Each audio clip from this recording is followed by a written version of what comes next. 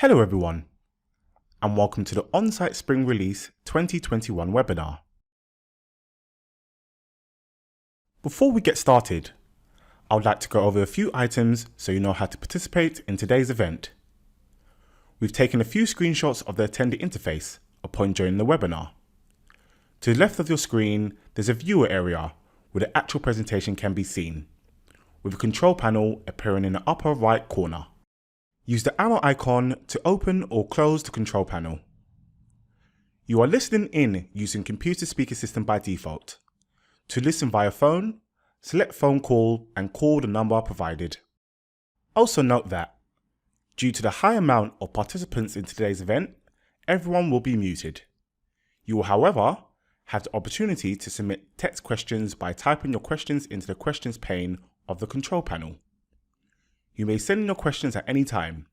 We will collect these and address them during today's webinar, and any unanswered questions will be responded to via email. We are also recording today's webinar. A link will be sent out within 24 hours. My name is Toby Saki, and I will be your trainer today. I work for Stream Technologies and look forward to providing you an update on the spring release and a recap of our winter release. Today our agenda is as follows. We'll review the following features: our Onsight Connect app brand refresh, screen sharing, auto call reconnect, guest invites, user management for scale updates, Teams app, and questions and answers. The first update I would like to review with you is the modern refresh branding of our Onsight Connect app.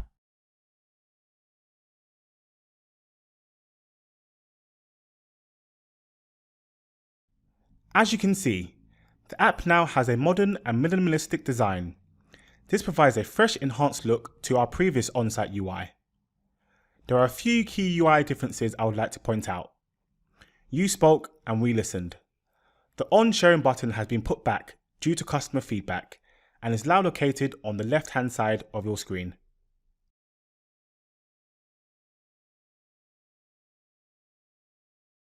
Remember, if you have forgotten what a button does or where it is located, use tooltips.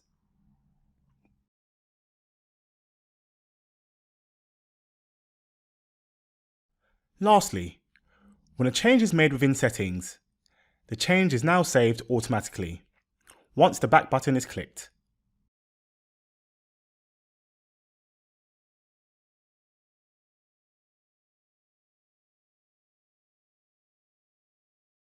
Now it's time to see the new UI in action.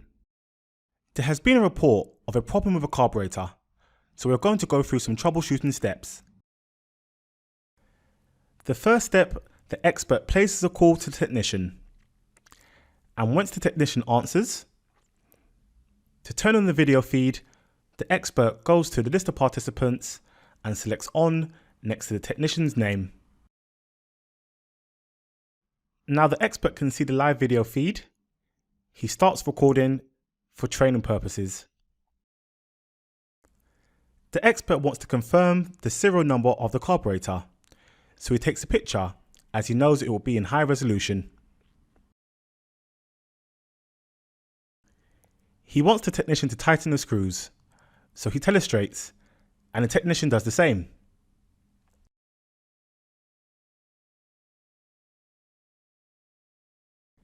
They are collaborating over the image, and the expert can see the technician tighten the screws in the live video feed at the bottom right of the screen. The expert goes back to the live video feed and uses the zoom to check on other components.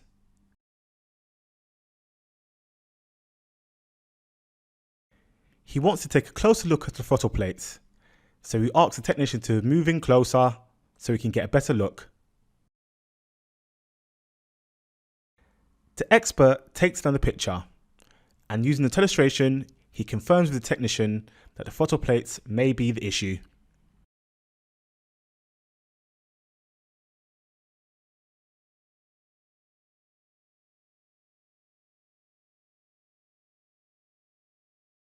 Heading back to the live video feed, the expert wants to share a schematic with the technician.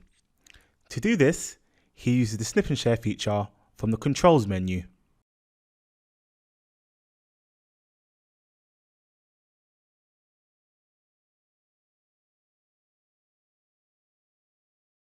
The expert draws around the section of schematic he would like to share.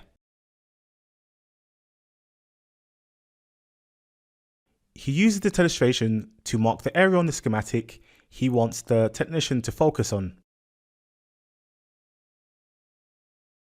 The technician makes the necessary fixes as the expert returns back to live video feed.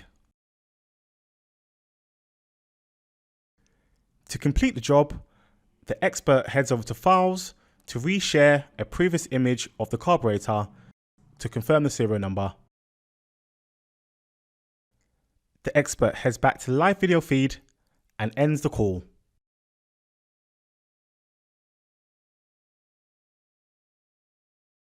The next feature I would like to share with you is our screen sharing capability.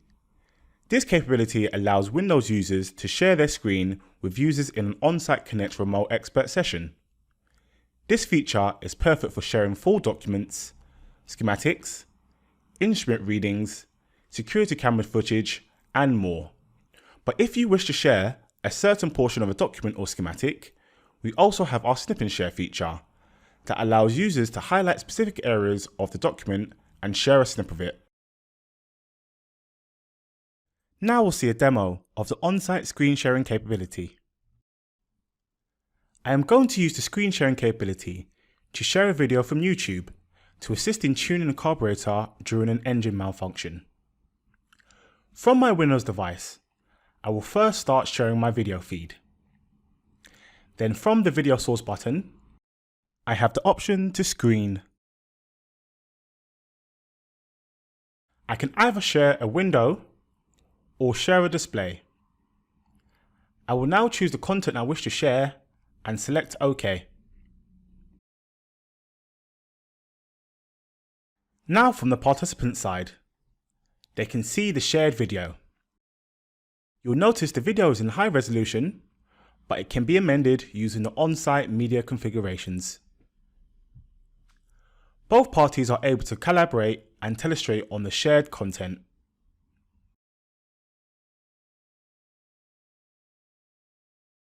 To stop the screen sharing, use the Onsight toolbar.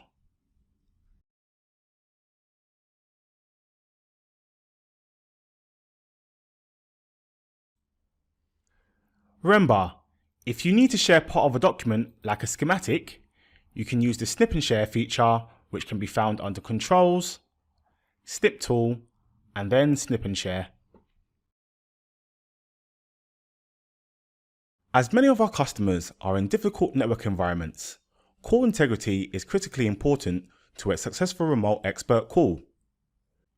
We are introducing our automatic call reconnect feature that will ensure call continuity and an optimal on-site experience even under difficult network environments. When a network condition is changed and the call drops, Onsight will automatically reconnect the call. If for any reason the call cannot reconnect, the user will be asked if they would like to call back rather than restarting the call from the Call tab. Now we're going to see a demo on the Onsight automatic call reconnect feature.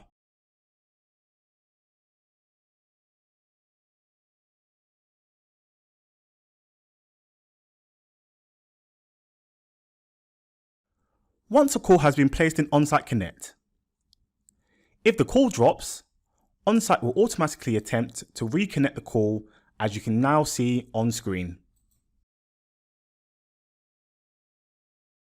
You'll also see the reconnect indicator appear in the top right of your screen.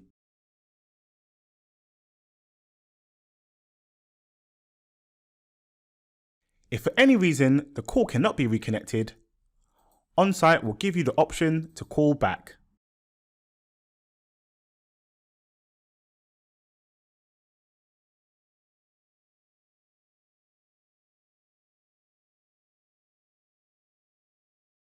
We have also expanded the capability of our guest invite feature.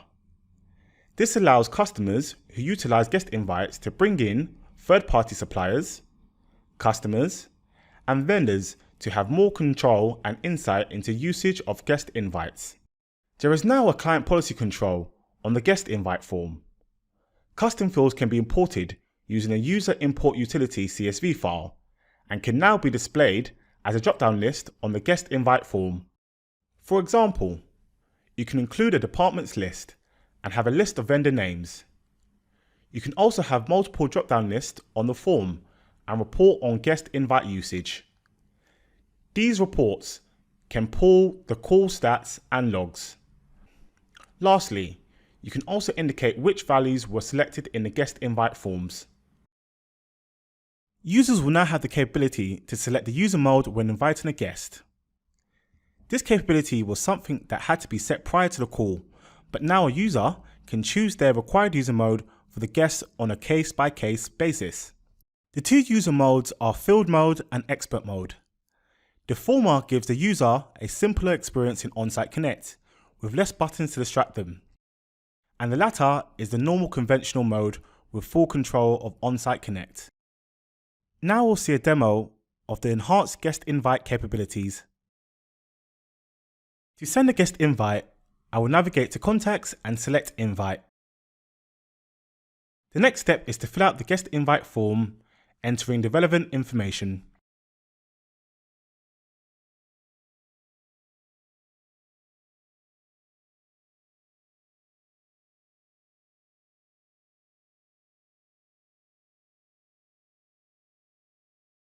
Now I can see two of my custom fields to select the department and region. I will fill both options out using the drop-down menus. When I run my monthly reports, I'll be able to see which departments and regions are making the most calls. For the user mode, I'm going to select Field Mode, as I want to be in full control of the call. The last step is to click on Send, as I don't need to enter in a message.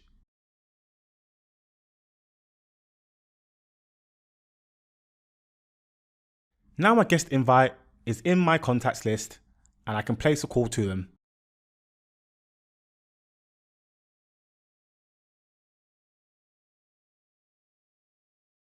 Azure Active Directory SCIM 2.0 support is now available within Onsight Platform Manager. This allows Onsight's full user lifecycle management, including adding, modifying and deleting user accounts and groups from a customer's Azure Active Directory. Onsight user management from a customer's Azure Active Directory will sync all of a customer's active employees, e.g., when an employee is added to the Azure Active Directory, they will have access to Onsight. When an employee is removed, they will no longer have access to Onsight. The last update I would like to share with you all today is our enhanced bulk user and license management update for Scale. We have updated our OPM user import utility to allow license management. Within OPM, you can now assign and edit licenses using a user import CSV file. This allows OPM admins to assign user licenses and specify the license group from which they are assigned. In one of our previous webinars, we highlighted our Onsight for Teams app application. This application is available today in the Microsoft App Source store. A lot of our customers are already Microsoft Teams users and use this application every day for their main Office team collaboration.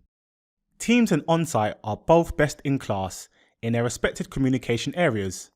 Microsoft Teams is effective for presentation sharing, day-to-day chat or virtual face-to-face calls. Onsight extends collaboration to workers in field or rugged environments and provides advanced collaboration to troubleshoot assets, review processes, and inspect environments. This solution streamlines the communication experience for our customers with a way to easily start an Onsight call within Teams. One of the added benefits to this app is the ability to use the Teams presence to indicate who's available for an Onsight call. I'm going to walk through a quick way to launch an Onsight call directly through a Teams chat. At the bottom of my Teams chat, I can see the Onsight Connect button. Once I click on it, it will automatically select the person the chat was with. Down the left of my screen, I can see my contacts with the familiar Teams presence. I can also send a guest invite by clicking Invite a Guest. To start the call, I'll select Start Call. This will automatically open up Onsight Connect and place the call.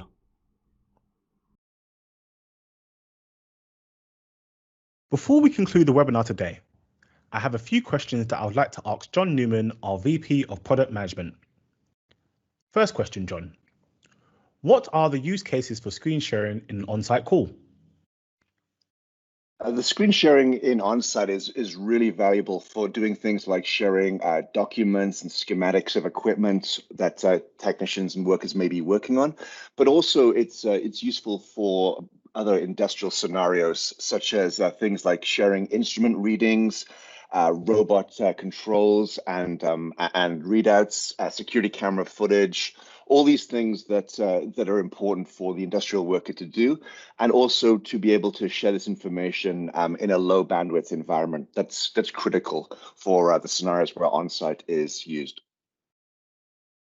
Great stuff. Our next question. How can I use custom fields to see how guest invites are used in our organization? Custom fields can be added as required fields on the guest invite form. So when your users invite a guest, they can select the appropriate values to tab the guest invite so that it can be filtered in the OPM guest invite summary report.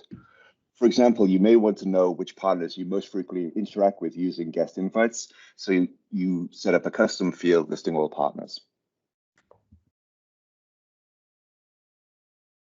Excellent. Our next question. Why is Onsight SCIM 2.0 support so important for deploying at scale?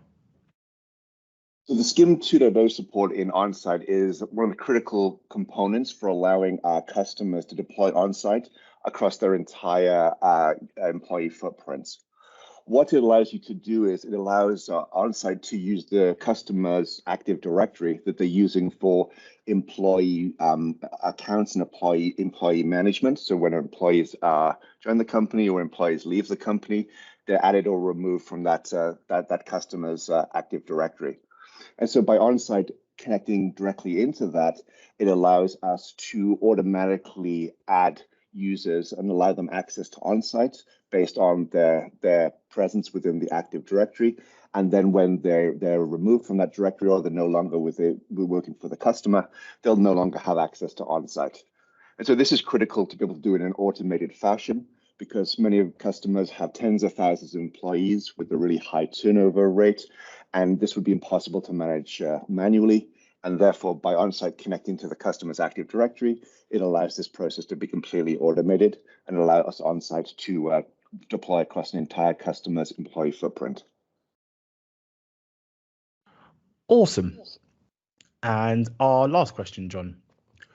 Why is the bulk assignment of licenses done using the user import file?